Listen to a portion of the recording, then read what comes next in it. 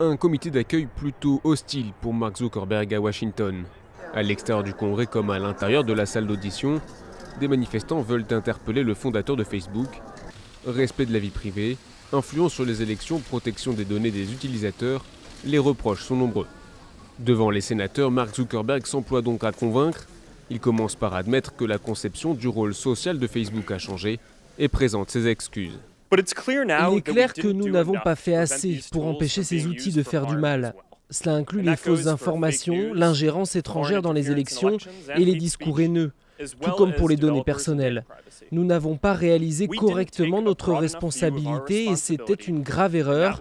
C'était mon erreur et je suis désolé.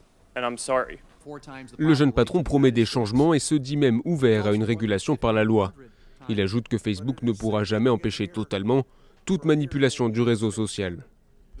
Il y a des gens en Russie dont le travail est d'exploiter nos systèmes et d'autres systèmes Internet aussi. Donc c'est une course aux armements. Ils vont continuer à s'améliorer et nous devons investir pour devenir meilleurs également. Quant au scandale Cambridge Analytica, l'utilisation des données de 87 millions d'utilisateurs dans le cadre de la campagne présidentielle de 2016, Mark Zuckerberg reconnaît des erreurs. Pas de révélations concernant l'ingérence russe supposée dans la campagne. Facebook travaille dans la confidentialité avec la justice américaine.